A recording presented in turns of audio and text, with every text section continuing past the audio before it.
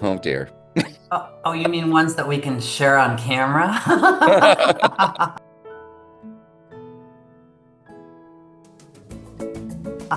I'll share one. It's actually the first time I went to one of your parties, Bob. I didn't know what to expect. And I'm like the character in the movie, like Rich. I'm a planner. I'm like, where are we gonna park? How are we gonna get there? Can I bring a guest? I think I asked you a few questions, but anyway, when I got there, it was absolutely more opulent than I thought it was going to be. And for 2 seconds, I'm like, I get intimidated. I'm like, I think I'm going to have to leave. Then you came over, Bob. You probably don't remember this, and you said, "Oh, hey, let's get a picture." So we got a photo, and I instantly felt a lot better.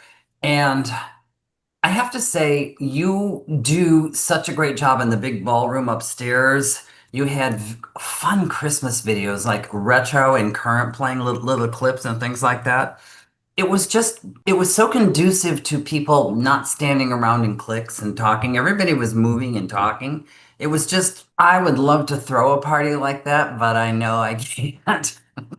Yeah, it's incredible, Bob. Like puts Christmas trees in every room, in every display, and they're all different and they're all decorated like impeccably. And then you go up to the ballroom and the lights and all that stuff. Like Oh, yeah. it's such a great job. I have to tell you that I missed the ones in your house.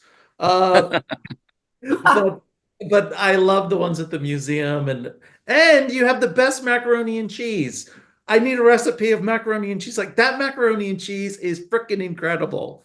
I think I have to tell you something funny about that. First of all, I love the apartment parties too, but when my landlord, everybody in the building came to them, but when my landlord politely asked me, when it got to 250 people in your one bedroom apartment, I think you're going to have to move it. And it really started out as an orphans party way back when we were all broke and we were all struggling and there wasn't much in my apartment and there was a lot of people, like you said, Peter, that couldn't go home to their families. And there's nothing worse than at Thanksgiving, Christmas, if you have nowhere to go. And so I thought, you know what? We're going to have a party for the orphans. And it essentially started with maybe 25 people when my first year did it. And by the time it was done, I have 400 or 500 people come to this party now. And it's still on that same premise. I like to bring people together. I like them to have fun. And like making a movie, it's about creating a space where people can come together and have a shared experience. And I'm very big about like, well, you know, um, at the front door. I like to be at the front door. I'm one of those guys that I want to see every guest that comes in. I want to make them feel welcome. I love to get a picture of them. And it's really about going around, as Bruce said, about not creating cliques of people.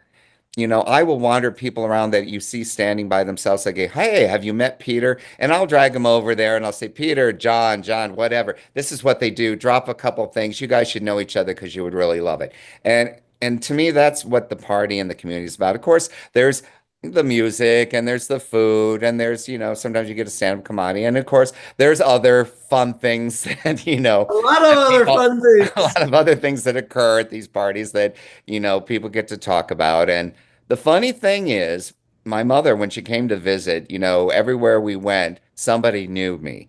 And I had to ask them, like, how was it because of Christmas, because we were acting? And a lot of times it's like, I was at your party. And I always go, did you have a good time? And they said, that was the greatest time ever. I said, that's all I needed to know. But whatever the reason was, that's what makes me happy. And that's kind of why I throw them. It's a chance to see everybody all at once. And I'm glad you guys always come.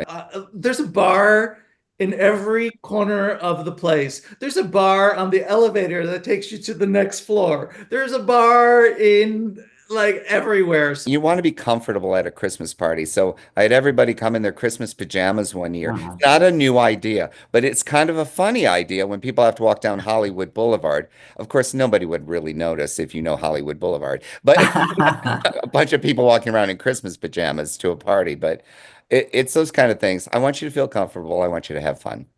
Oh my God, wasn't one year you asked everyone to wear a certain color and I didn't realize it and I came and I wasn't in was it you wanted everyone to wear white and I'm red or Yes, something? it was a white party, and tell you the truth, though, I didn't wear white either. And everybody said, "You told us to wear white." I said, "Well, yeah, I did, but I wanted to stand out, so I wore black." Beautiful Christmas black.